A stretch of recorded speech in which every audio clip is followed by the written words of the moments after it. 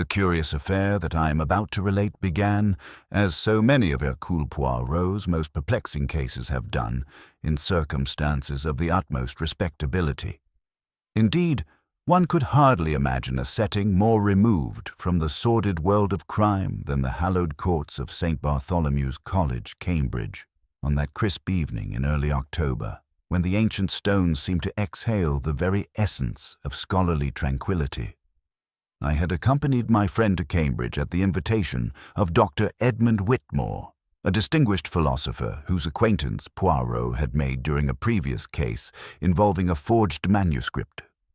Dr. Whitmore had written with considerable excitement about a special symposium being held in honor of the college's most celebrated fellow, Professor Reginald Ashford, and who was to deliver what he had announced would be his final public lecture on his famous theory, the Cambridge Riddle.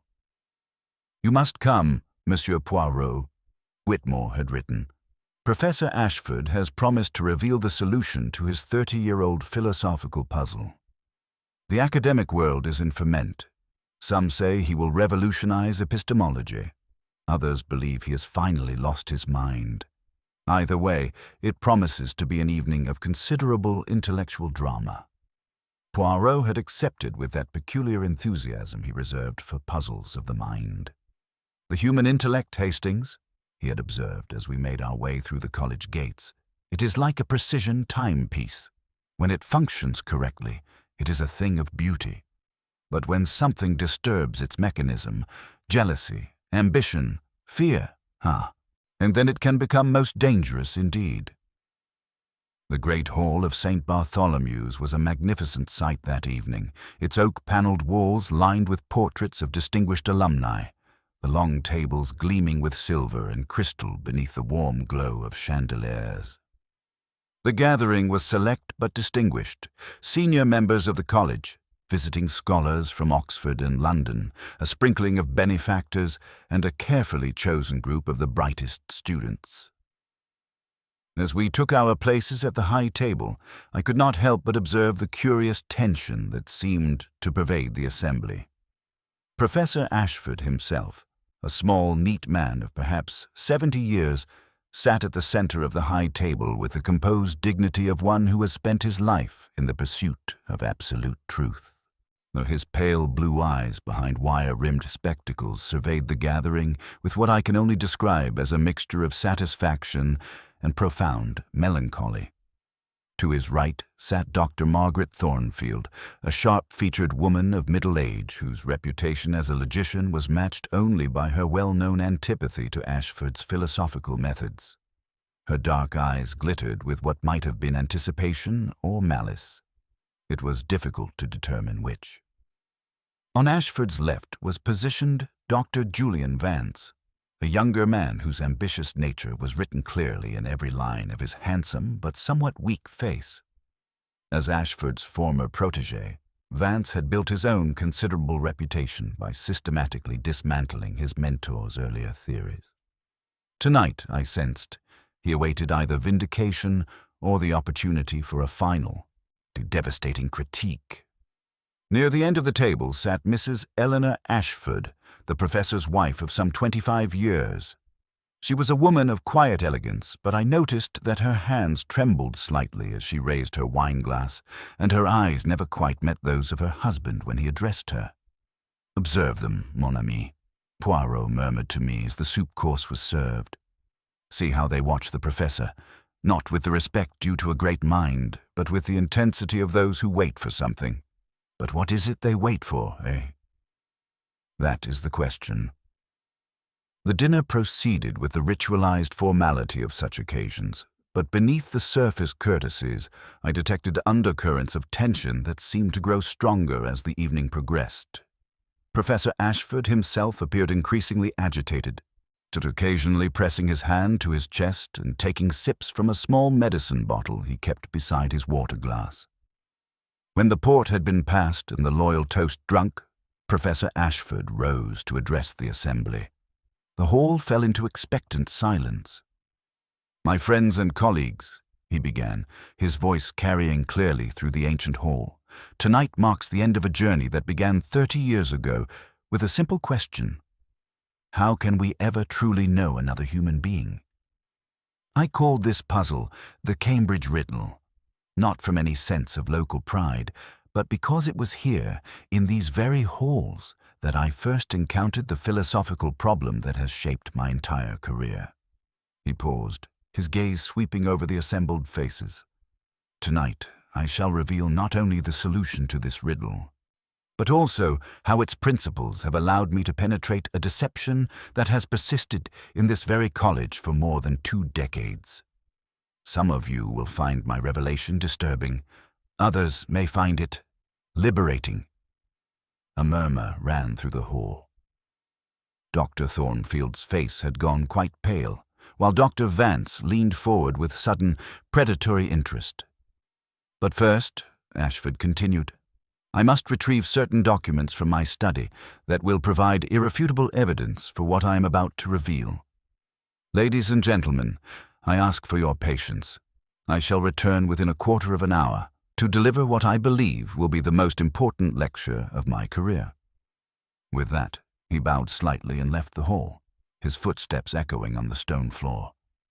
The assembled company buzzed with speculation and nervous laughter. But I noticed that Mrs. Ashford had grown even paler, while Dr. Vance excused himself, claiming he needed air. Dr. Thornfield remained seated, but her fingers drummed restlessly on the table. 20 minutes passed, then 30. The murmur of conversation grew more restless. I say, called out Dr. Whitmore, perhaps someone should check on the professor. He may have taken ill. Allow me, I volunteered, rising from my seat. Poirot, without a word, accompanied me. We made our way through the college's labyrinthine corridors to Professor Ashford's study in the old court. The heavy oak door was closed, and my knocks received no response. Professor Ashford, I called.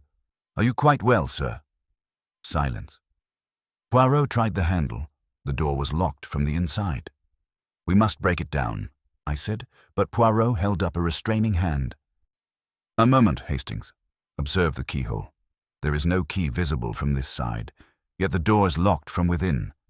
And see, he pointed to a thin line of light beneath the door. The gas lamps are still burning. With the help of a passing porter, we forced the door. It gave way with a splintering crash, and we stumbled into the study. The room was in perfect order. Too perfect, I thought immediately. Books stood in precise rows on their shelves, papers were neatly stacked on the desk, and the gas lamps burned with steady flames. But slumped in the leather chair behind his desk was Professor Ashford, his head thrown back at an unnatural angle, his face a ghastly blue-white color. On the desk before him lay a single sheet of paper covered with mathematical equations, and beside it, in a small glass that still held a few drops of what appeared to be brandy. Poirot approached the body with his characteristic precise movements, bending to examine the professor without touching anything. Poison, he announced quietly. See the color of the skin, the expression of the features, and yet, he straightened, his eyes bright with interest. The door was locked from the inside, the key lies there on the floor where it fell from his hand, and the window is securely latched. To all appearances, a man has taken his own life rather than face some terrible exposure. Suicide, I asked. That, mon ami, is what we are meant to believe. But observe this. He pointed to the paper on the desk. These equations, they are not the work of a man in despair. They are precise, methodical, or the product of a clear mind working on a complex problem. And here, he indicated the glass. The brandy has been consumed, but see how the glass sits exactly in the center of this small mat, perfectly aligned.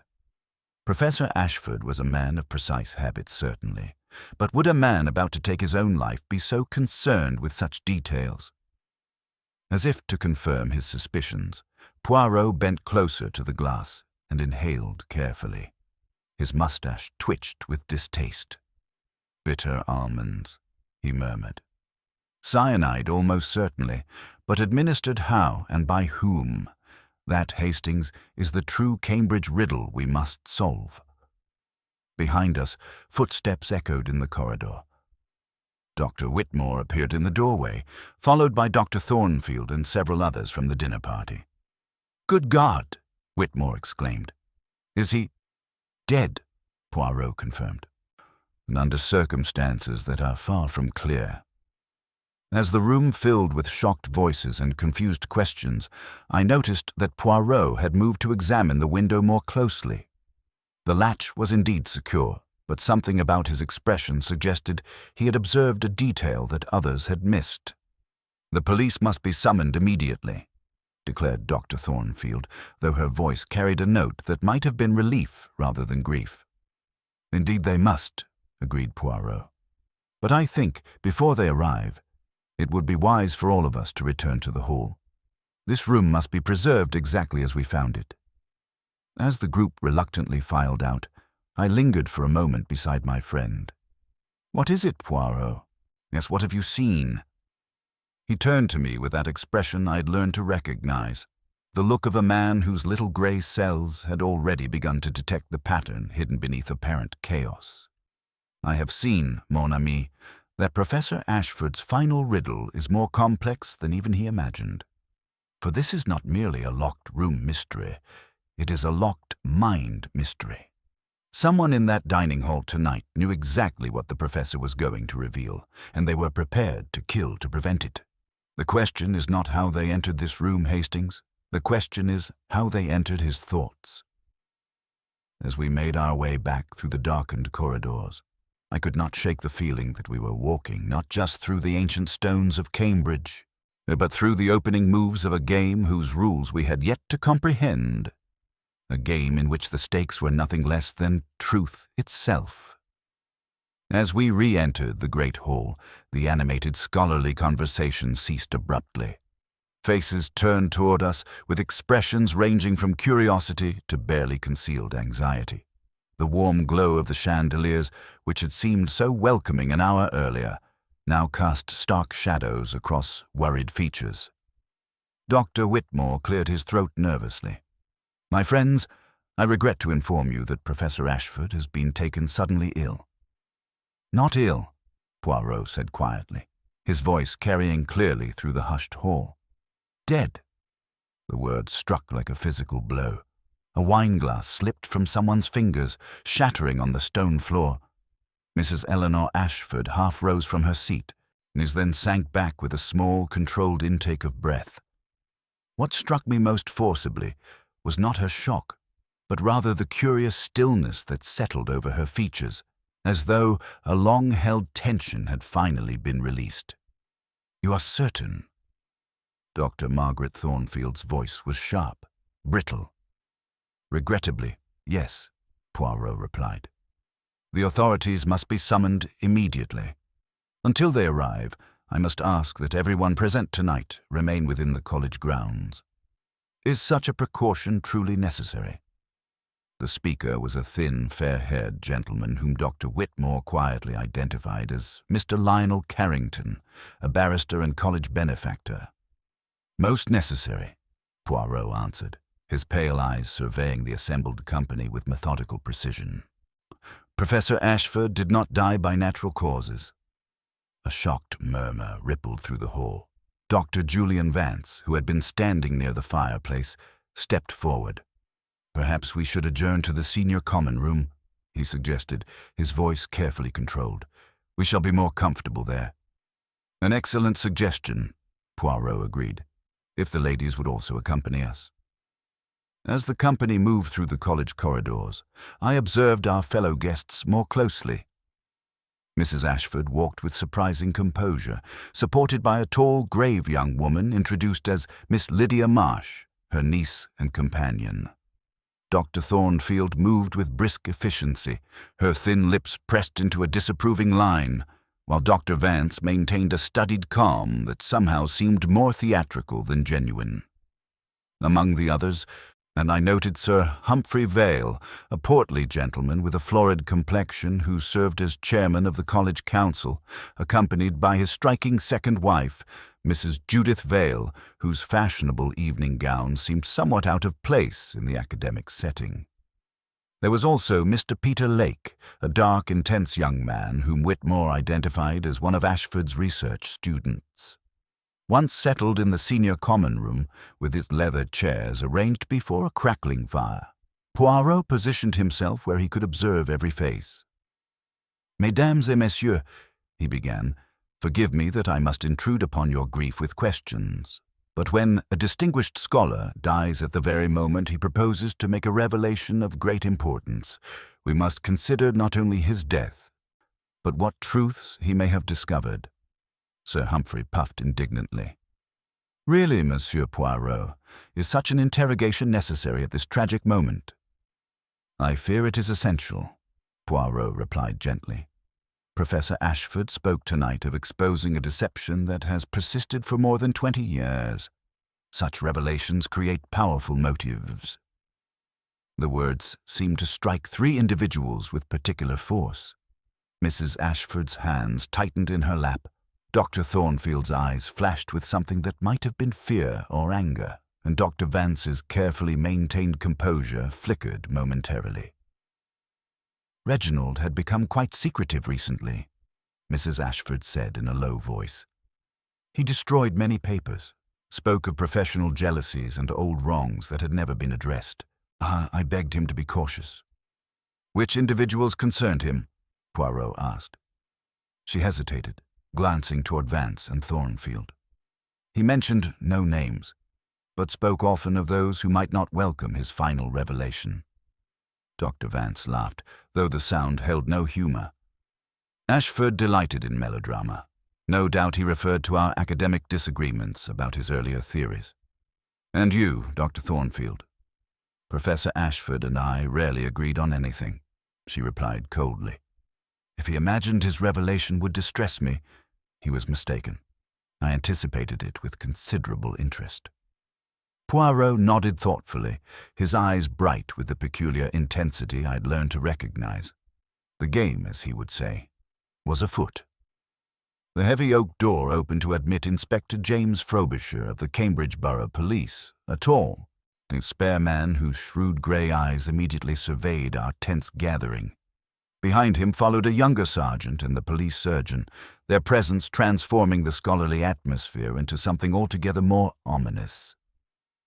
"Monsieur Poirot," Frobisher said, recognizing my friend immediately. "I might have known you would be present at such an affair. The chief constable mentioned your reputation precedes you even to Cambridge." Poirot stepped forward, meticulously adjusting a silver candlestick on the mantelpiece that had been disturbed during our earlier agitation. "Alas, Inspector, tragedy does not observe the conventions of polite society. Professor Ashford has been murdered under circumstances most singular. A locked room, a sealed window, yet death by cyanide poisoning administered with considerable cunning."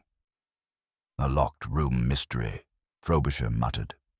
"Just what we needed." He turned to address the assembled company. "Ladies and gentlemen, I must ask you all to remain within the college grounds tonight. No one is to leave until we have completed our preliminary investigation." As the inspector's men began their methodical work, Poirot drew me aside near the tall, mullioned windows. His pale eyes surveyed each suspect with the precision of a jeweler examining precious stones for flaws. "Observe them now, Hastings," he murmured, producing his neat pocketbook. "When authority arrives, the mask of civility often slips. Dr. Vance attempts to project appropriate grief, yet his foot taps a restless rhythm against the carpet, like he is a man who sees an obstacle suddenly removed from his path." I followed his gaze to the handsome academic, who stood with studied composure near the fireplace. "You suspect him?" "I suspect them all, mon ami.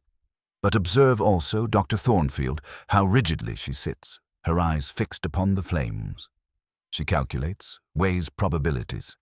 She fears not the police, but what Ashford might have left behind in his papers."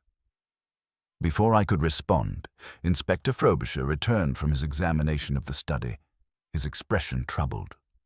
"Monsieur Poirot, you had better come. The surgeon confirms cyanide poisoning, bitter almonds, just as you suspected. But there is something else, something missing." "The papers," Poirot said calmly. Frobisher stared. "How did you know?" "The desk has been completely cleared of any manuscript or notes regarding his promised revelation. Only that single sheet of mathematical equations remains, and it breaks off mid-calculation as though he were interrupted. Because, my dear Inspector, a man does not kill merely to silence a voice. He kills to erase the proof." Poirot's mustache twitched with satisfaction. The murderer has been most thorough, but in their thoroughness they reveal their method. We returned to the study, where the scene remained exactly as we had left it. The professor sat slumped in his chair, the small glass positioned with mathematical precision on its mat, the room arranged with unnatural perfection. "You see," Poirot continued, pointing to the glass, "this placement is too studied, and a man drinking poison voluntarily does not concern himself with such niceties. And here," he indicated the incomplete equation, "the work of a clear mind suddenly interrupted, not the final act of a man in despair." Frobisher nodded slowly. "We found no bottle or container that might have held the poison, only his heart medication, which we'll test, naturally. Most convenient for our murderer," Poirot observed. "A weak heart provides the perfect cover, but observe this mark upon the windowsill." He pointed to a faint, dark smear against the white paint, the only disorder in a room of perfect order. "What do you make of it?" "Perhaps nothing, perhaps everything, but it suggests our locked room was not quite so impregnable as it appears." When we returned to question the suspects, Poirot positioned himself where he could observe every face. Dr. Vance admitted to walking alone in Old Court for 15 minutes. Time enough, I reflected, to accomplish almost anything. Dr. Thornfield claimed never to have left her seat, yet her rigid composure suggested the control of someone fighting inner turmoil. Most intriguing was Mrs. Ashford's account. "I remained at table," she said quietly. "My head ached terribly. I felt watched, as though everyone knew some secret I did not. And yet," Poirot murmured to me afterward, "she exhibits the curious tranquility of one who has been expecting such news for a very long time. It is not the shock of sudden loss, but the resignation of inevitable conclusion." Miss Lydia Marsh admitted to a brief absence, fetching a shawl, as she claimed, while the others provided alibis of varying plausibility. Each account, innocent in itself, yet when assembled together, they formed a pattern of small deceptions and careful omissions. "The truth, Hastings," Poirot said as we prepared to retire, "resides not in what they tell us, but in what they so carefully avoid saying. Tomorrow we shall discover what Professor Ashford learned that was worth killing to suppress." Breakfast at St. Bartholomew's the next morning possessed none of the collegiate cheer one might expect from such venerable surroundings. The high windows admitted a grey, reluctant light that seemed to leach the warmth from the very silver on the tables, and conversation, where it existed at all, was conducted in subdued undertones that spoke of secrets carefully guarded. Poirot, and immaculate as ever in a perfectly pressed dark suit, stirred his coffee with fastidious care, though I noticed his pale eyes wandered frequently toward the other diners. Inspector Frobisher had departed temporarily, leaving strict instructions that no one was to leave the college grounds. The atmosphere of genteel confinement hung over the assembly like morning mist. Mrs. Ashford did not appear at breakfast, but Miss Lydia Marsh sat alone at one of the smaller tables, a neglected piece of toast growing cold on her plate, while she stared unseeing at the portraits along the wall. Dr. Thornfield entered late, her sharp features composed into an expression of intellectual abstraction, though the tightness around her eyes betrayed a night of little rest. Of Dr. Julian Vance there was at first no sign. When he finally appeared, walking swiftly between the tables with an air of harassed preoccupation, his usually immaculate appearance showed subtle signs of distress. His dark hair slightly disordered, his collar imperfectly fastened. He approached our table with evident purpose. "Monsieur Poirot?" he said without preamble. "I must speak with you before the police form their conclusions. There are matters concerning Professor Ashford that I had not intended to disclose, but circumstances have altered my position considerably." Poirot inclined his head with polite interest. "Pray be seated, Doctor. You appear to have breakfasted elsewhere, or perhaps not at all?" Vance settled himself opposite us, his hands clasped tightly around a coffee cup. "You must understand that my relationship with Professor Ashford was far more complicated than I indicated yesterday. As 2 nights ago, I encountered him in the old court after midnight. He seemed profoundly disturbed, almost frightened, a condition I had never observed in him before." "Indeed? And what occasioned this distress?" "He asked me whether I believed a man's philosophical theories could ever justify a grave moral wrong. When I replied that philosophy describes rather than absolves, he laughed bitterly and said that some wrongs become easier to bear when dressed in elaborate language." Poirot's mustache twitched with interest. "Continue." "He mentioned that he had finally uncovered proof, his precise word, that a long-standing deception within the college could no longer be sustained. He spoke of identities falsely constructed and of knowledge stolen under the guise of mentorship." "Most illuminating," Poirot murmured. "And did he elaborate upon the nature of this deception?" "Only to suggest it involved unacknowledged borrowing in scholarly work. I assumed he referred to plagiarism. It occurs more frequently than outsiders might suppose, even in these hallowed halls." As Vance spoke, I noticed Poirot's attention had shifted momentarily to the man's feet. His evening shoes, which had been perfectly polished the night before, now bore faint traces of damp earth around the edges, curious for a man who claimed to have walked only on the paved stones of Old Court. "Dr. Vance," Poirot said suddenly, "where precisely were you during the interval between Professor Ashford's departure from the hall and the discovery of his body?" "In my rooms. A student, Peter Lake, consulted me about his thesis. She remained until shortly before the alarm was raised and will confirm it. After Vance departed, we encountered Dr. Thornfield in the library, surrounded by towering reference volumes. When Poirot inquired about her relationship with the deceased, her response was brutally direct. "I despised Ashford," she said without preamble. "He was an intellectual fraud who built his reputation upon the stolen work of a brilliant student named Arthur Pendleton, who died tragically 20 years ago." "Died how?" Poirot asked quietly.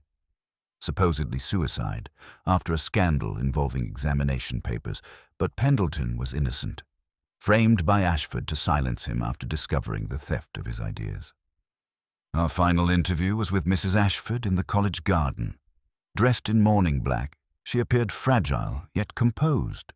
But when Poirot gently inquired about her husband's state of mind, she revealed a disturbing detail. "He had been receiving anonymous letters," she whispered. "Cruel, threatening notes accusing him of terrible past crimes.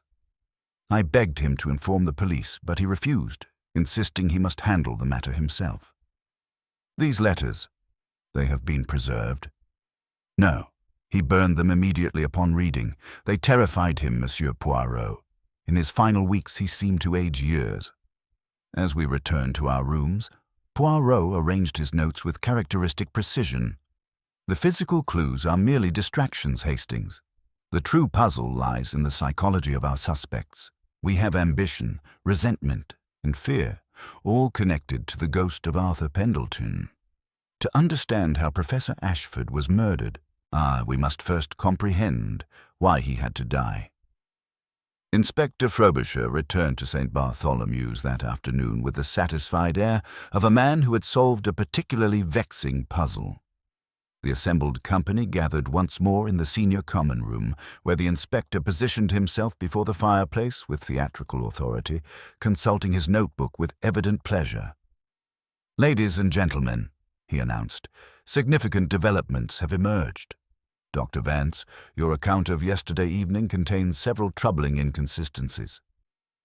Vance, seated rigidly in a leather armchair, maintained his composure, though I noticed his knuckles had whitened against the chair's arms.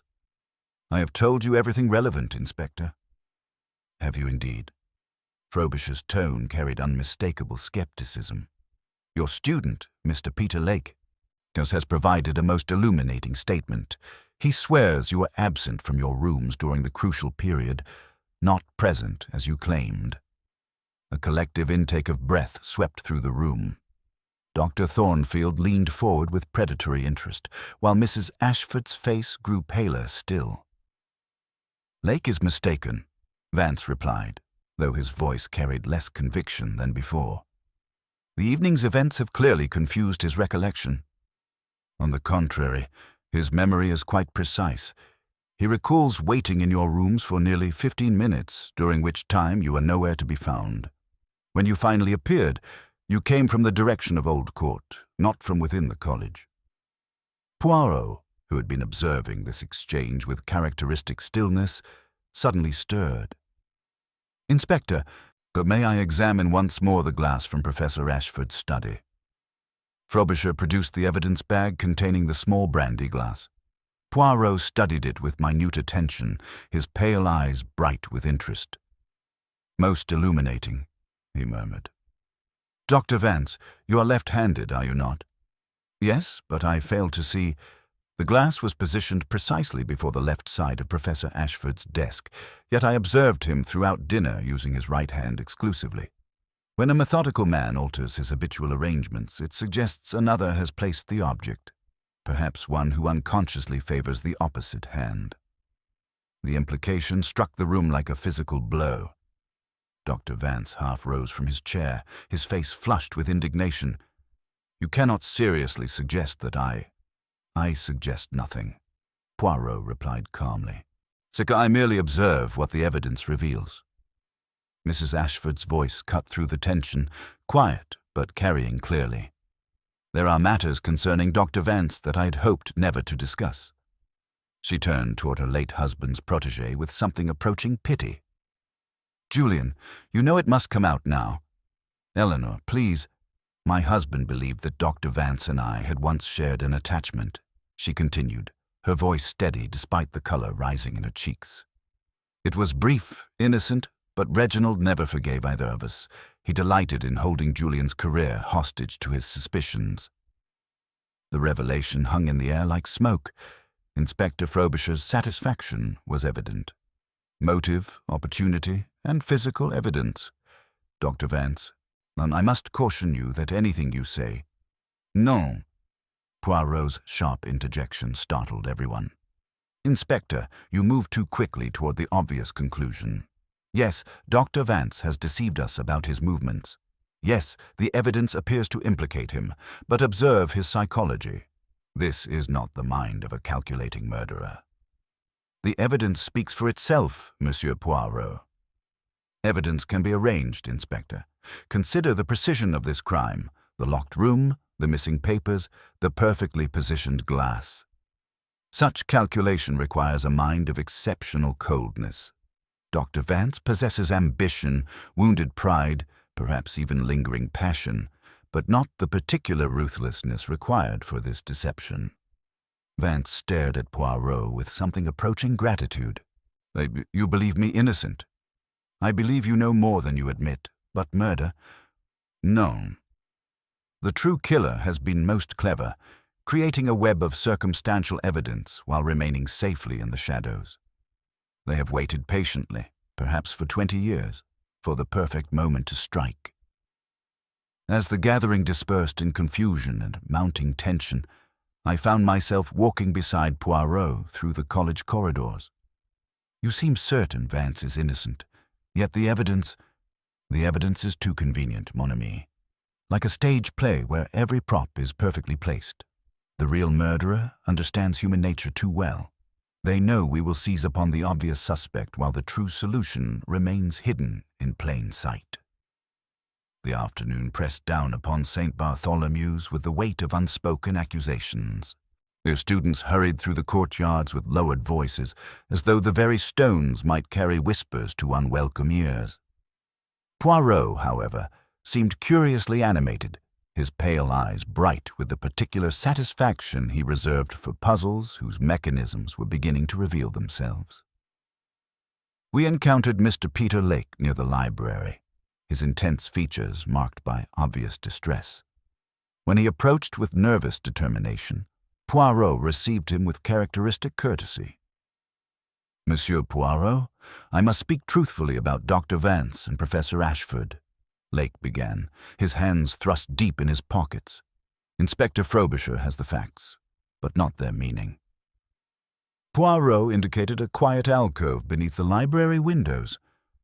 "Pray continue, Monsieur Lake." 3 days ago, Vance and Ashford quarreled violently, and it began over a footnote in my thesis regarding Arthur Pendleton's work, but became deeply personal. Ashford threatened to expose something from Vance's past, something that would destroy his career entirely.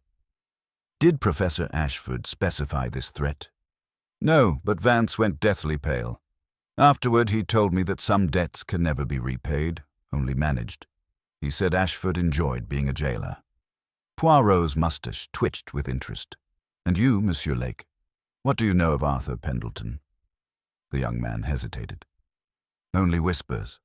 A brilliant student who died tragically 20 years ago, supposedly by suicide after some scandal. But I found references to his unpublished thesis in the archives, on the problem of other minds, the same field that made Ashford famous. The manuscript itself has vanished." "Most illuminating," Poirot murmured. "Tell me, do you believe Professor Ashford built his reputation honestly?" Lake's face flushed with sudden passion. "Everyone whispers the truth in common rooms, Monsieur Poirot. Ashford's later work never matched the brilliance of his early theories. The mathematics, the philosophical insights, they belonged to someone else." After Lake departed, Poirot led me to the library, where he had arranged a small gathering. Dr. Thornfield sat rigidly among the leather-bound volumes, her sharp features composed but watchful. Mrs. Ashford appeared fragile in her mourning dress, while her niece, Miss Lydia Marsh, maintained an almost unnatural stillness. "My friends," Poirot began, arranging several papers on the table with mathematical precision, "the murder of Professor Ashford did not begin last night. It began 20 years ago with the death of Arthur Pendleton." The reaction was immediate and telling. Dr. Thornfield's jaw tightened. Mrs. Ashford closed her eyes with a faint sigh, and Miss Marsh's hands gripped her dress with white-knuckled intensity. "Ancient history," Dr. Thornfield said sharply. "Pendleton was unstable. His suicide was tragic but irrelevant." "Is it?" Poirot smiled without warmth. "I have discovered that Professor Ashford received anonymous letters recently. Letters speaking of old wrongs, stolen ideas, and a young man's death. Letters that might drive a guilty conscience toward public confession." Dr. Thornfield's composure flickered. "If such letters existed, which I do not confirm, they would represent justice, not crime." "Ah, but justice and revenge often wear the same mask, Doctor. You knew the truth about Pendleton's work, did you not? You waited 20 years, watching Ashford's fraudulent success while your own rigorous scholarship remained overshadowed." "You understand nothing," she whispered, but her voice lacked conviction. Poirot turned suddenly to Miss Marsh. "Mademoiselle, your family name before your aunt's marriage. Was it Pendleton?" The young woman's face drained of color. "Arthur was my uncle, but I never knew him. I was merely a child." "Yet you carry his eyes," Poirot observed gently. "And perhaps his sense of justice." "Leave her alone," Mrs. Ashford intervened fiercely. "Lydia has nothing to do with Reginald's sins." As the group dispersed in uncomfortable silence, I walked beside Poirot through the darkening corridors.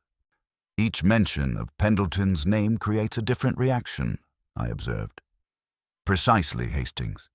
Vance grows pale, Thornfield becomes fierce, Mrs. Ashford protective, Miss Marsh fearful.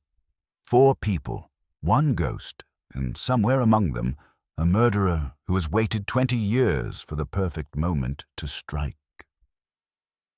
The evening shadows had settled over St. Bartholomew's like a shroud when the second catastrophe struck. Poirot and I had retired to our guest quarters, where my friend sat arranging his notes with characteristic precision, each page aligned to mathematical perfection on the small oak table. "The pattern emerges, Hastings," he murmured, adjusting a sheet of paper by precisely 1 millimeter. "Our murderer moves like a chess master, always thinking several moves ahead.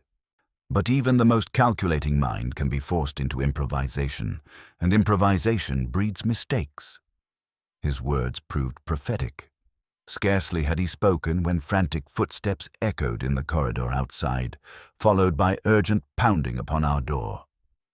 Dr. Whitmore burst in without ceremony, his usually composed features twisted with alarm. "Monsieur Poirot, you must come immediately," he gasped, clutching the door frame for support. "It is young Peter Lake. The night porter found him in the basement archives, unconscious and bleeding. There has been a fire." We followed Whitmore through the labyrinthine corridors and down the ancient stone steps that led to the college's historical archives. The acrid smell of burning paper grew stronger with each descending step, and by the time we reached the basement, the air was thick with smoke that stung the eyes and caught in the throat. The archives were a series of vaulted stone chambers lined with centuries of academic records. In the historical section, we found Peter Lake slumped against a heavy wooden filing cabinet, his dark hair matted with blood from a vicious blow to his skull. Dr. Harrison, the college physician, knelt beside him applying a makeshift bandage.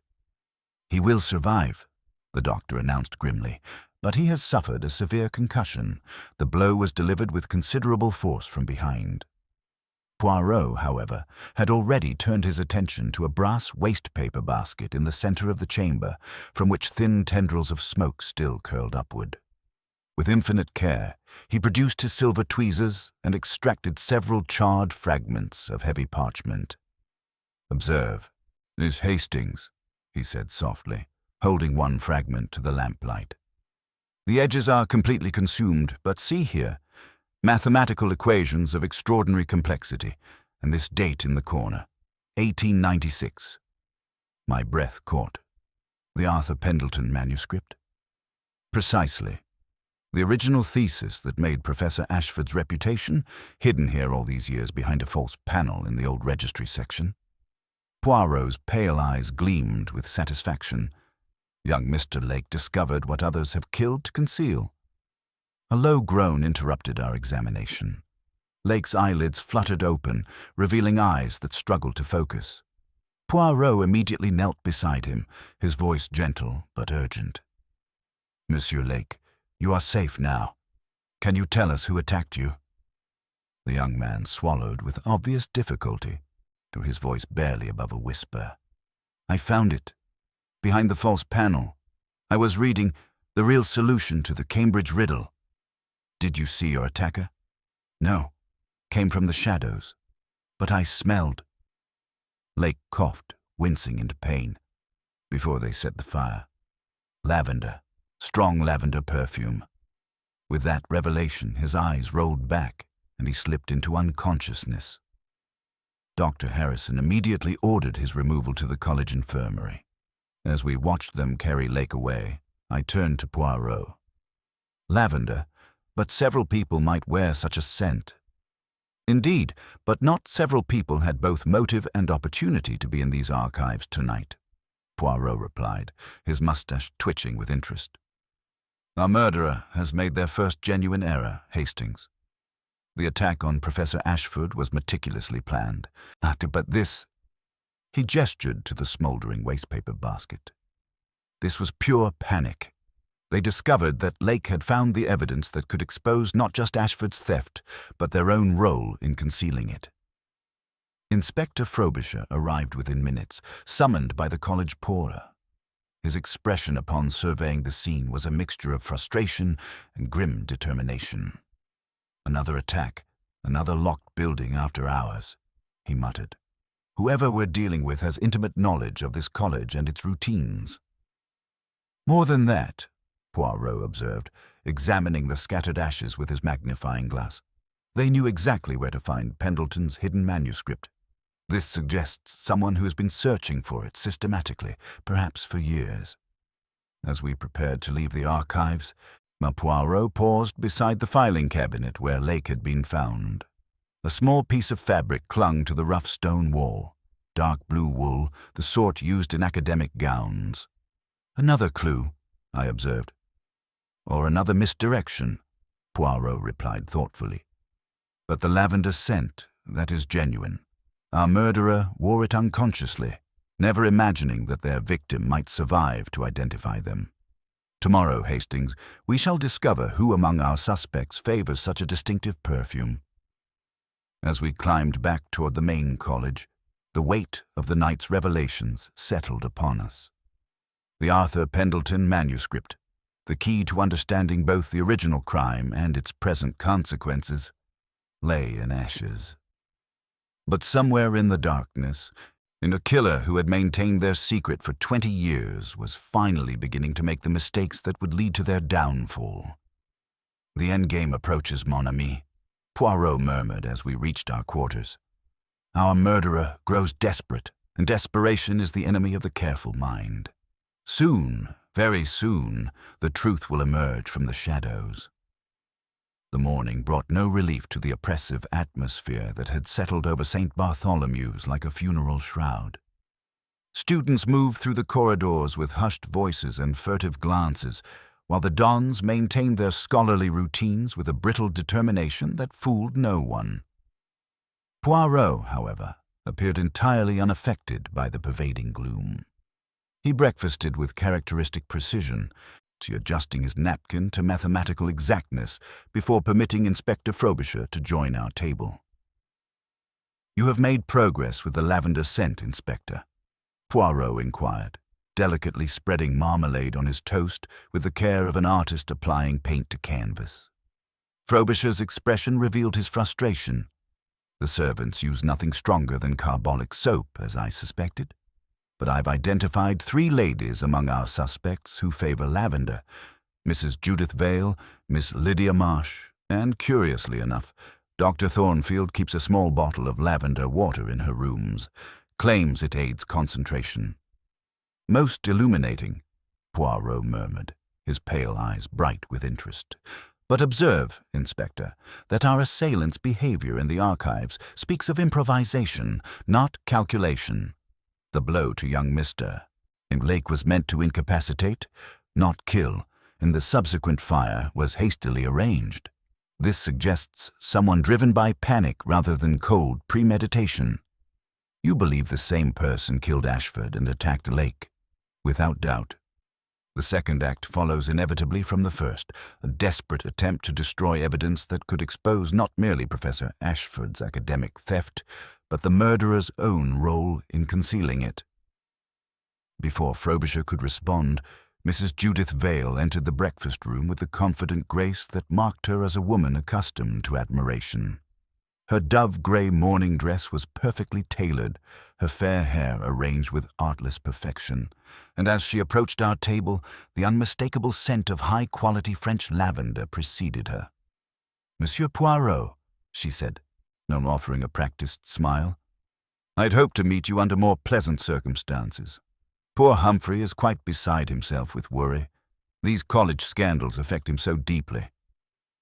Poirot rose with old-world courtesy, though I noticed the particular attention he paid to her fragrance. "Madame, one might observe that scandal, like certain persistent scents, can linger in an institution for many years." Her smile flickered almost imperceptibly. "You refer to Professor Ashford's tragic end, naturally. I assure you that neither my husband nor I had knowledge of any academic improprieties. Yet you found it necessary to follow Professor Ashford partway down the corridor after dinner, did you not?" The question struck like a rapier thrust. Mrs. Vale's composure wavered for the briefest moment before she recovered. "As you are indeed formidable, Monsieur Poirot. I merely wish to remind him of a benefaction matter in which Humphrey takes great interest." But the professor seemed preoccupied and dismissed me rather curtly.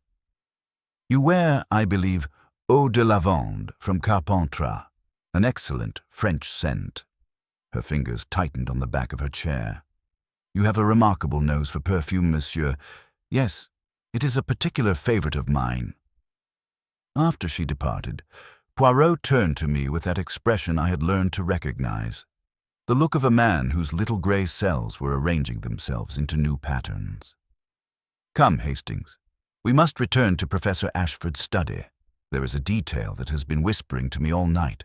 I fear I have been approaching this puzzle from entirely the wrong direction." Inspector Frobisher reluctantly granted us access to the sealed room. The morning light streaming through the tall windows cast long shadows across the heavy oak desk where the professor had met his end. But rather than examining the chair or the infamous glass, Poirot moved immediately to the window, studying the faint, dark smear on the white paintwork with his magnifying glass. "Interesting," he murmured, then turned his attention to the cold fireplace, examining the ashes with minute care. Finally, he approached the desk, but not to look at the evidence of poisoning. Instead, he stared intently at the single sheet of paper containing the incomplete mathematical equation. "Hastings," he said suddenly, his voice vibrating with excitement, "and I have been criminally blind. I examined this equation as a mathematician would, but I should have approached it as a psychologist. I confess I do not follow you, Poirot. It appears to be merely unfinished work." Precisely what we were meant to believe. But observe the pen strokes. See how heavy and deliberate they are, lacking the natural flow of a man absorbed in complex thought. And the ink, mon ami. Examine the ink most carefully. I leaned closer, squinting at the dark marks on the paper. It appears to be standard black ink, the same as in the inkwell. Exactly. But when I examined Professor Ashford's fingers yesterday, they bore a faint stain of blue ink, a detail I dismissed as trivial. Yet the pen on this desk contains only black ink. This equation was not written by Professor Ashford in his final moments of life. It was prepared earlier by someone else to create the illusion of interrupted genius. The implications struck me like a physical blow. "You mean the entire scene was staged?" "More than staged, Hastings. It was choreographed with the precision of a ballet. The positioned glass, the locked door, the missing papers, the incomplete equation, each element designed to tell a specific story while concealing the truth." Poirot began to pace, his eyes shining with the brilliant light of pure deduction. The smear on the window, the blue ink stain, the carefully planted lavender scent. They are not separate puzzles, but components of the same elegant deception. But how was it accomplished? The room was locked from the inside. The key fell from his hand. But that is where our murderer's psychological brilliance becomes apparent.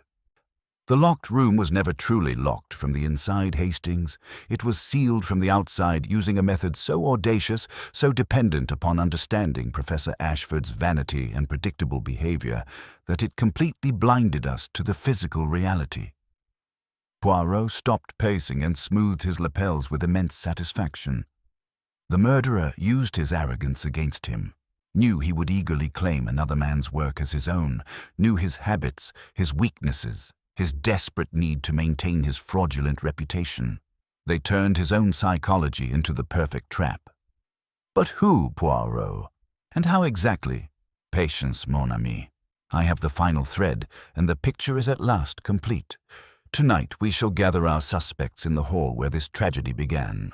I promise you that the true solution to Professor Ashford's Cambridge Riddle will finally be revealed, along with the identity of the person who has waited 20 years for the perfect moment to claim justice or revenge.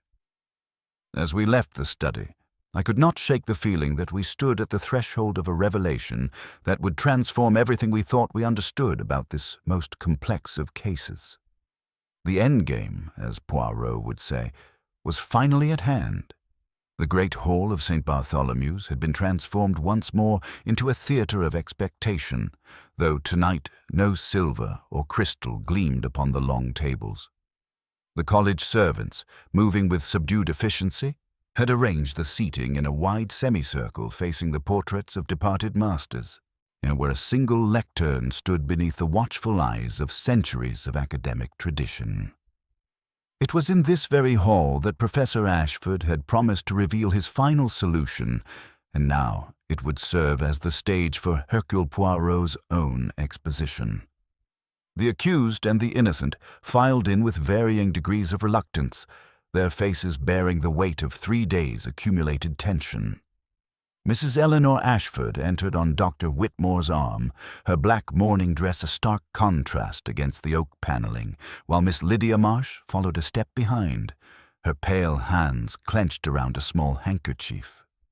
Dr. Margaret Thornfield took her place with rigid dignity, her sharp features composed but watchful, while Dr. Julian Vance sat slightly apart from the others, and as though unconsciously acknowledging the cloud of suspicion that still hung above his reputation. Sir Humphrey Vale guided his wife Judith to a prominent seat near the front, though she seemed curiously distracted for a woman of such evident self-possession. The scent of her distinctive French lavender perfume drifted faintly through the hall, a reminder of the previous evening's violent events in the archives.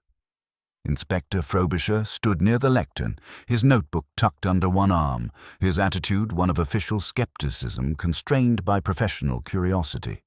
When all were seated, Poirot stepped forward with that peculiar combination of modesty and absolute confidence that was entirely his own. He surveyed the semicircle of anxious faces, his pale eyes pausing for a heartbeat upon each principal figure, as though silently weighing the hidden burdens each carried. Poirot's methodical exposition. "Mesdames et messieurs," he began, his voice carrying clearly to every corner of the vaulted chamber. "We assemble tonight to complete the work that was left unfinished 3 days ago. Professor Ashford promised you the solution to the Cambridge Riddle, the problem of how we may truly know the inner life of another mind.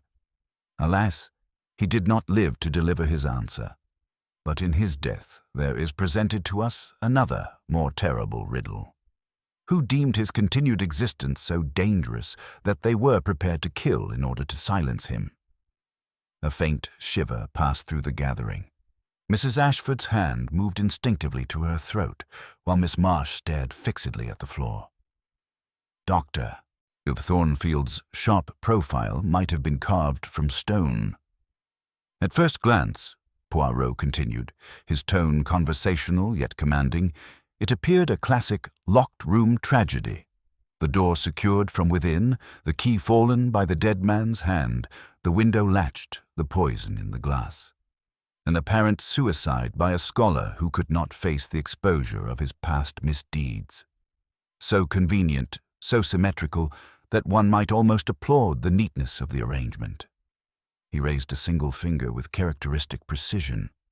"But I, Hercule Poirot, I do not applaud coincidence. I mistrust it profoundly. In a world of natural disorder, perfect symmetry is rarely innocent. It is nearly always the product of careful design. The deconstruction of evidence." Inspector Frobisher shifted impatiently. The physical evidence was quite clear. "Monsieur Poirot, the locked room, the poison, the circumstances. Ah, the evidence!" Poirot's mustache twitched with evident satisfaction. "The evidence was arranged to tell us a very specific story, Inspector. Let us examine this story with the precision it deserves. We were meant to believe that Professor Ashford sat at his desk, absorbed in writing a complex mathematical equation, when he was suddenly interrupted and forced to consume cyanide. But observe the fatal flaw in this beautiful construction." He produced a sheet of paper from his jacket with theatrical flourish. The incomplete equation found upon the desk. It was written in black ink, using the pen that lay beside it. Yet when I examined Professor Ashford's fingers, they bore the faint but unmistakable stain of blue ink. Why would a man switch from his habitual blue ink to black for his final, most important calculation? The answer is simple. He did not. This equation was prepared in advance by the murderer, placed upon the desk to create the illusion of a brilliant mind interrupted in its final moment of discovery. A murmur of shock rippled through the assembly. Dr. Vance leaned forward, his face pale. But the locked door? The key was found on the inside floor where it had fallen from his hand. A clever mechanical deception, Poirot explained with evident admiration for the murderer's ingenuity. A length of strong thread looped around the key stem and passed through the keyhole to the corridor beyond. After the door was closed, a sharp pull from outside would turn the key, locking the mechanism. A second, more forceful tug would snap the thread, some allowing it to be drawn completely through the keyhole, leaving no trace of the method employed. The psychological masterpiece. Poirot began to pace with measured steps, his hands clasped behind his back. But the true brilliance of this crime lay not in its mechanical execution, but in its psychological foundation. The murderer understood Professor Ashford's character with intimate precision, his vanity, his predictable habits, his desperate need to maintain his fraudulent reputation built upon Arthur Pendleton's stolen work. The mention of Pendleton's name struck the gathering like a physical blow. Dr. Thornfield's composure flickered. Mrs. Ashford closed her eyes with a barely audible sigh, and Miss Marsh's hands tightened on her handkerchief until her knuckles showed white. And the anonymous letters that tormented Professor Ashford in his final weeks were not random threats, but calculated psychological pressure designed to drive him toward a specific action. A public confession that would clear Arthur Pendleton's name while destroying Ashford's reputation. When he instead chose to make his revelation a triumph rather than a confession, the murderer was forced to act. The resolution of remaining mysteries. And what of young Mr. Lake's attack in the archives? Dr. Thornfield demanded, her voice sharp with tension. Poirot turned toward her with a slight bow. An act of desperation, Doctor, not calculation. The murderer discovered that Lake had found Pendleton's hidden manuscript, the original work that proved Ashford's theft beyond any doubt. In panic, they struck him down and attempted to destroy the evidence by fire. But panic breeds carelessness. The distinctive scent of lavender that Lake detected was not merely perfume, but lavender water splashed upon the flames to mask the acrid smell of burning parchment. A clever improvisation that nearly succeeded.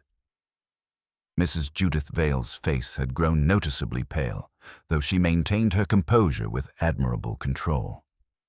Every suspect in this room possessed motive to silence Professor Ashford, Poirot continued, his voice dropping to barely above a whisper that somehow commanded absolute attention. Dr. Vance feared the destruction of his career. Dr. Thornfield sought academic justice for a wronged student. Mrs. Ashford endured years of cruel suspicion about her marriage. Miss Marsh carried the burden of her uncle's tragic fate. Yet only one person possessed the cold, mathematical precision required to execute such an elaborate deception. The silence in the hall became almost tangible. Outside, somewhere in the ancient courts, a bell struck the quarter hour. That person, Poirot concluded, his pale eyes bright with the satisfaction of a puzzle finally solved, waited patiently in the shadows for 20 years. They watched as an innocent young man was driven to his grave. They watched as a fraud built an academic kingdom upon stolen brilliance. They understood not merely Professor Ashford's daily habits, but the very psychology that would bring him alone to his study at the appointed hour, without suspicion, without guard, eager to claim yet another man's work as his own. He paused, and allowing the weight of his words to settle upon the assembled company like a shroud. The time for watching, mesdames et messieurs, is finally over. The truth of Arthur Pendleton's fate, and Professor Ashford's, can no longer remain hidden in the shadows of this ancient institution. Tomorrow, when the morning light illuminates these halls, once more, justice will finally be served.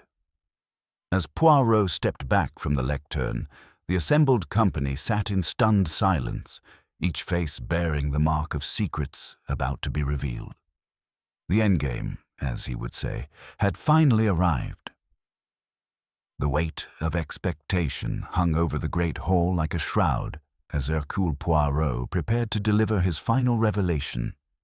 Inspector Frobisher shifted restlessly beside the lectern, his notebook at the ready, while the assembled suspects sat in frozen anticipation, at each face bearing the particular tension of secrets about to be exposed.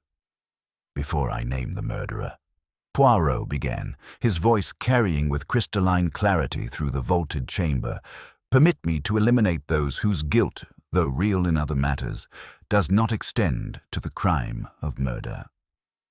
The systematic elimination. His pale eyes moved methodically across the semicircle of anxious faces. "Dr. Julian Vance, your ambition is evident, your deception about your movements established, and your fear of exposure genuine. Yet you lack the cold, calculating nerve required for such an elaborate crime. Your psychology is that of a man who reacts to circumstances, not one who creates them with mathematical precision." Vance's shoulders sagged with visible relief, as though his face remained pale with the knowledge of his other transgressions.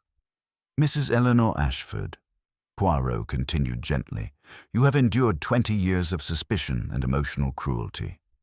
Your husband's death has brought you a peace that is unmistakable, yet you possess neither the physical strength to overpower young Mr. Lake in the archives, nor the intimate knowledge of your husband's academic habits required for this deception. Miss Lydia Marsh, though you carry the blood of the wronged Arthur Pendleton, you were but a child when the original tragedy occurred. Your grief is genuine, your desire for justice understandable, but your methods would be direct confrontation, not elaborate subterfuge." The revelation through logic.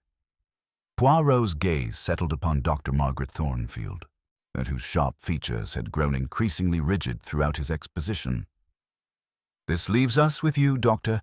You alone possessed every element required for this crime: the mathematical brilliance to understand Pendleton's stolen work, the psychological insight to manipulate Professor Ashford's vanity, the intimate knowledge of his daily routines acquired through 20 years of patient observation, and, most critically, the cold discipline to wait 2 decades for the perfect moment to strike." Dr. Thornfield's hands gripped the arms of her chair until her knuckles showed white, but she maintained her rigid composure. "You discovered Arthur Pendleton's hidden manuscript years ago," Poirot continued, his voice gaining strength. "Behind that false panel in the archives, you found the charred and water-damaged fragments that proved beyond doubt that Professor Ashford had built his entire reputation upon stolen brilliance. But discovery alone was insufficient. You required not merely exposure, but complete destruction of the man who had murdered an innocent student's reputation and driven him to despair. The complete method revealed. Poirot began to pace with measured precision. The anonymous letters were your masterpiece of psychological manipulation. You understood that Ashford's guilty conscience, properly stimulated, would drive him toward either confession or one final, grandiose deception. When he chose the latter, announcing his intention to reveal his solution to the Cambridge Riddle, you knew exactly what he would do. Inspector Frobisher leaned forward. "The locked room, Monsieur Poirot. How was it accomplished?" "With elegant simplicity, Inspector. Dr. Thornfield visited Professor Ashford's study earlier that afternoon under the pretense of academic business, one of countless such visits over the years that established her complete familiarity with his habits. There, she prepared the stage with meticulous care. Poirot produced a small evidence bag containing a key. Observe the faint groove worn into the metal near the stem. This was caused by strong thread, looped around the key and passed through the keyhole to the corridor beyond. After the murder was accomplished, a sharp pull from outside would turn the key, locking the door. A second, more forceful tug would snap the thread, allowing it to be drawn completely through the keyhole, leaving the key to fall naturally to the floor inside. The poisoning method. But the true brilliance lay not in the mechanical deception, but in the method of poisoning itself. Professor Ashford's heart medication provided the perfect vehicle. A few crystals of cyanide, easily obtained by one with access to the chemistry laboratories, replaced his usual dose. When he retired to his study that evening, agitated by the prospect of his revelation, he did exactly what he always did under stress. He took his medicine. Dr. Thornfield's composure finally cracked. "He deserved far worse," she whispered, her voice carrying clearly in the hushed hall. "As the poison began to take effect," Poirot continued relentlessly, "you were waiting in the corridor. You entered as he was dying, not yet dead, but beyond help, and you placed the prepared brandy glass, which you had positioned earlier, forcing a few drops between his lips to create the necessary scent evidence. You arranged the forged mathematical equation on his desk, written in black ink because you had prepared it in advance, forgetting that Ashford habitually used blue ink for his personal work. The archive attack. Your plan was perfect until young Mr. Lake's curiosity led him to the archives, when you discovered he had found Pendleton's manuscript and was beginning to understand its significance. Panic overcame calculation for the first time in 20 years. You struck him down and attempted to destroy the evidence by fire, but in your haste, you made a fatal error." Poirot's mustache twitched with satisfaction. To mask the acrid smell of burning parchment, that you emptied your bottle of medicinal lavender water directly onto the flames. It was this sharp, unmistakable scent that Mr. Lake detected. Not the delicate French perfume worn by Mrs. Vale, but the practical English lavender water you keep in your rooms for concentration. The final confrontation. Dr. Thornfield rose slowly from her chair, her academic dignity intact despite the crushing weight of exposure. "You are correct in every detail, Monsieur Poirot," she said, her voice steady and clear. "I regret only that Arthur Pendleton cannot witness this moment. For 20 years I watched that fraud receive honors that belonged to a dead boy. I watched him build an empire of lies upon stolen brilliance." "Murder is never justice, Doctor," Poirot replied gently. "Perhaps not," she conceded, "but it is sometimes the only equation that balances. Arthur Pendleton asked the right question about the nature of human knowledge. I have simply provided the final answer. Justice and reflection." As Inspector Frobisher placed Dr. Thornfield under arrest, the assembled company sat in stunned silence. The woman who had devoted her life to the pursuit of academic truth had become its most terrible perverter, using her brilliant mind not to illuminate knowledge but to orchestrate an elaborate revenge. Later, as we walked through the ancient courts beneath a canopy of stars, I found myself troubled by the case's resolution. She waited 20 years, Poirot. 20 years of watching injustice triumph.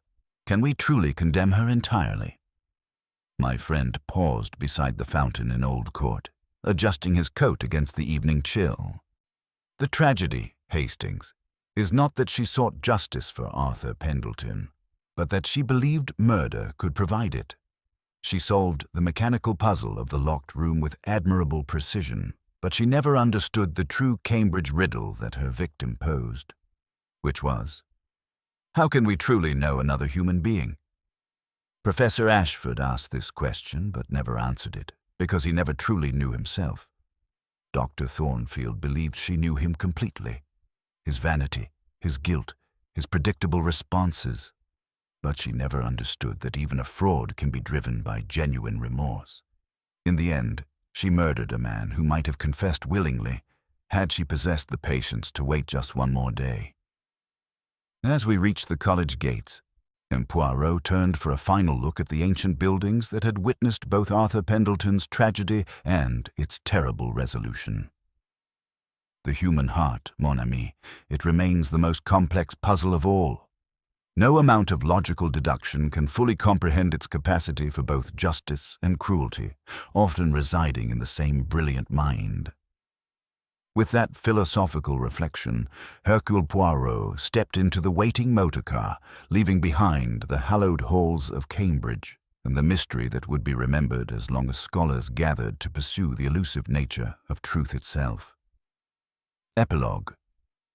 Dr. Margaret Thornfield was convicted of murder and sentenced accordingly, though many in the academic world privately acknowledged the justice of her cause. if not her methods. Arthur Pendleton's name was finally restored to his stolen work, and a memorial scholarship was established in his honor.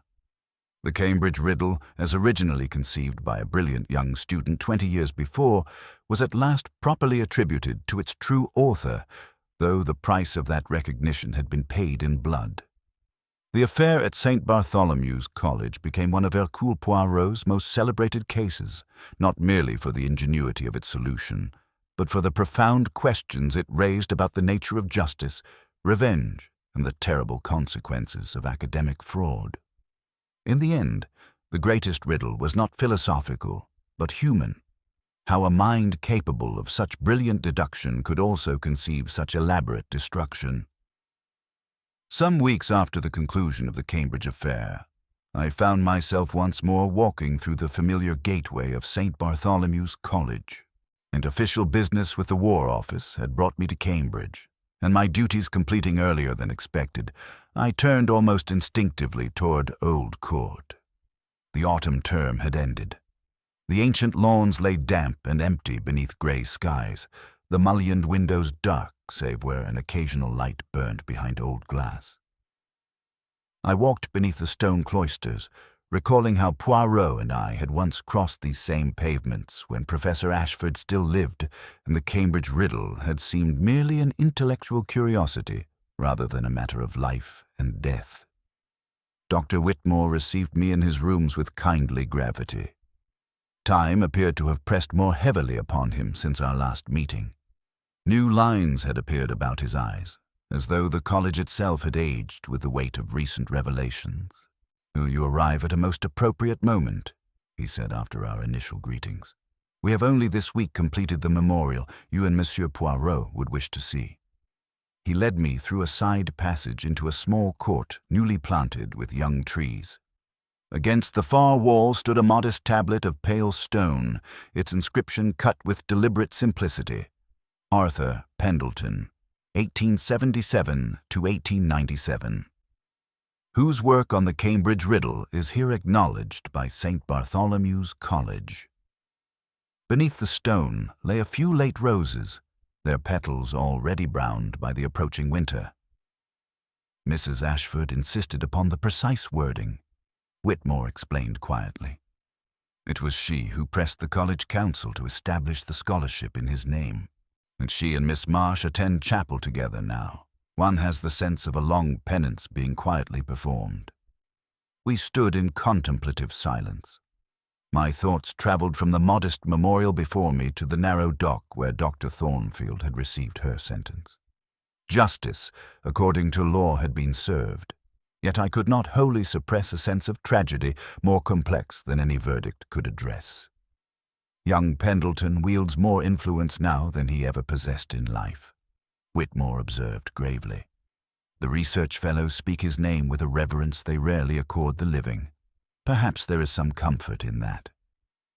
When I returned to London that evening, I resolved to share these developments with Poirot. I found him in our rooms several days later, and he engaged in the absorbing occupation of arranging his collection of silk ties in rigorous chromatic order. "So, Hastings," he said without looking up from his methodical work, "you have been again among the philosophers. What news of our young martyr and his memorial stone?" I described the tablet, the roses, and Whitmore's observation about posthumous influence. Poirot listened with uncharacteristic stillness, his fingertips pressed together in that gesture I had learned to associate with his deepest contemplations. "It is well," he said finally. "The dead boy receives acknowledgment long denied. Yet observe, mon ami, how dearly such recognition is purchased. For his vindication, we have the destroyed reputation of Ashford, the shattered composure of his widow, the ruined career of Dr. Vance, and the imprisonment of Dr. Thornfield. It is a heavy price for a line carved in stone." "You feel sympathy for Dr. Thornfield?" I asked, somewhat surprised. "For them all," he replied quietly. "Ashford stole another's work, yes, but he lived 20 years in constant fear of exposure. Dr. Thornfield worshipped truth with the fervor of a zealot, yet in her devotion she forgot that human beings are not merely symbols in a mathematical equation. She balanced Pendleton's injustice against Ashford's life and convinced herself the result was justice. But murder, Hastings, never truly solves. It merely rearranges the elements of tragedy. Yet without her terrible action, I protested, Pendleton's name might never have been cleared. Poirot adjusted a burgundy tie with infinite precision. That we cannot know. Truth possesses a persistence that rivals the most determined investigator. It pushes through concealment like spring growth through winter earth. Perhaps another hand would have brought those papers to light. Perhaps Ashford himself, tormented by those anonymous letters, would eventually have confessed. What remains certain is this. The justice of logic and the justice of law may occasionally align, but the justice of the human heart, that follows entirely different principles. I found no ready response. The case, which had seemed so definitively resolved when the verdict was pronounced, now appeared once more uncertain, blurred by the very compassion that made my friend so extraordinary an investigator. "You are troubled," Poirot observed gently, his pale eyes bright with understanding. "Do not be. To feel pity is not to question the necessity of law. It is merely to remember that every criminal case is simultaneously a human story. We must judge, certainly, but we must also comprehend." He rose, adjusted his perfectly pressed waistcoat, and surveyed his orderly ranks of neckties with evident satisfaction. The Cambridge affair, with all its complexities of justice and revenge, was finally closed. The grey December afternoon pressed against the windows of our Baker Street lodgings like a melancholy visitor reluctant to depart. Several months had elapsed since the tragic conclusion of the Cambridge affair, yet I found myself returning often to those ancient courts in memory, as though some essential element of the case remained unresolved in my mind.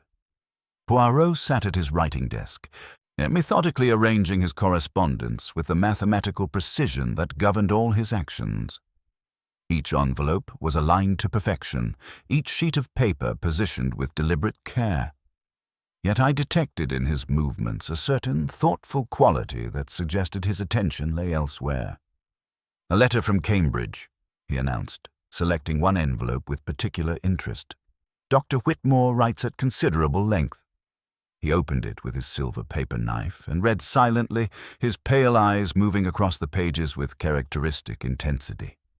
Occasionally his mustache would twitch, sometimes with satisfaction, sometimes with what appeared to be melancholy. "Pray share the news," I requested. I confessed to considerable curiosity about the aftermath of our investigation. "The healing progresses, mon ami, though not without complications," Poirot replied, handing me the letter. "Dr. Whitmore proves himself a most observant correspondent." The letter revealed a college slowly recovering from its ordeal. The first Arthur Pendleton Memorial Scholarship had been awarded to Peter Lake, whose recovery from his injuries had been complete and whose subsequent research showed remarkable promise. Mrs. Eleanor Ashford had emerged from her mourning with unexpected strength, working closely with Miss Lydia Marsh to ensure that her late husband's victims received proper recognition. The two women had become, Whitmore noted, united in a common purpose that seemed to provide healing for both. Of Dr. Julian Vance, the news was more sobering. He had resigned his fellowship quietly and accepted a modest teaching position at a provincial college. "He departs not in bitterness, but in relief," Whitmore wrote. "The shadow under which he labored has finally been named and lifted." Most remarkable was the final paragraph concerning Dr. Margaret Thornfield. Before her appeal was heard and subsequently denied, she had arranged for her entire personal estate to be donated to the Pendleton Memorial Fund. "Even from prison," Whitmore observed, "she continues to orchestrate the terms of her victory. It is as though she views her imprisonment merely as the final variable in a complex equation that she has at last balanced to her satisfaction." I set the letter aside thoughtfully. She remains unrepentant, then. More than that, Poirot replied, rising to pace before the fireplace. She has achieved a kind of terrible completion. 20 years she waited, watching injustice triumph, so calculating the precise weight required to balance the scales.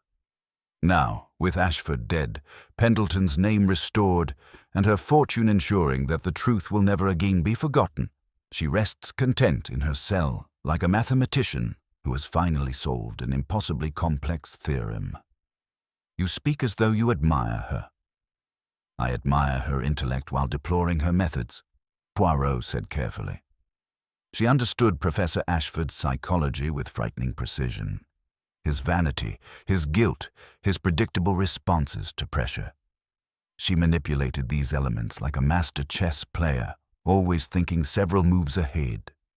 Yet in her brilliance, she made the fundamental error that destroys so many clever criminals. Which was, she believed that human beings could be reduced to mathematical variables, as that justice could be achieved through perfect calculation. She solved the mechanical puzzle of murder with admirable skill, but she never understood that true justice requires not just logic, but compassion. In seeking to balance one wrong with another, she created only a more complex tragedy. I found myself staring into the fire, contemplating the faces that had surrounded us in that candlelit hall at St. Bartholomew's. And yet, without her terrible action, Arthur Pendleton's name might never have been cleared. Perhaps, Poirot conceded. But consider this, Hastings. Professor Ashford was already tormented by guilt. Those anonymous letters she sent were merely the final pressure applied to a conscience already near breaking. Had she possessed the patience to wait just a little longer, he might have confessed voluntarily. Instead, she chose murder, believing it the only equation that could balance the scales of justice. The Cambridge Riddle, I murmured. How can we truly know another human being? Exactement. Poirot's eyes brightened with satisfaction. Professor Ashford posed this question but never answered it because he never truly knew himself. Was he a fraud or a man seeking redemption? Dr. Thornfield believed she knew him completely, yet she understood only his weaknesses, never his potential for genuine remorse. In the end, both failed to solve the riddle they claimed to pursue. He moved to the window, gazing out at the bustling London street below. The truth, mon ami, is that we can observe actions, deduce motives, even predict behavior with considerable accuracy. But the innermost heart of another person, that remains forever partially veiled. It is this mystery that makes us human rather than mere calculating machines. And you? I asked. What do you take from Cambridge? Poirot turned with that rare, unguarded smile that transformed his entire countenance. I take this lesson, that even in the most ordered of worlds, in colleges with their ancient traditions and scholarly pursuits, there lurks the same chaos of passion and pride that one finds in the humblest circumstances. Human nature, it is wonderfully democratic in its capacity for both nobility and folly. He straightened his waistcoat with characteristic precision. Come, Hastings, I've made reservations at that excellent little restaurant in Bloomsbury.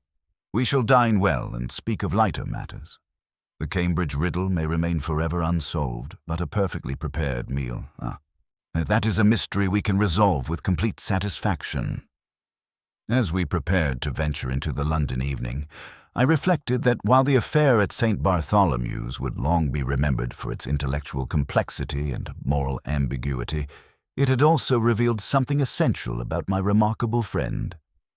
For all his precision and logic, Hercule Poirot possessed a profound understanding of human frailty that made him not merely a great detective, but a truly compassionate observer of the human condition. The Cambridge Riddle, in the end, had taught us that while we may never fully know another mind, the attempt to understand, tempered always by humility and mercy, remains among the noblest of human endeavors.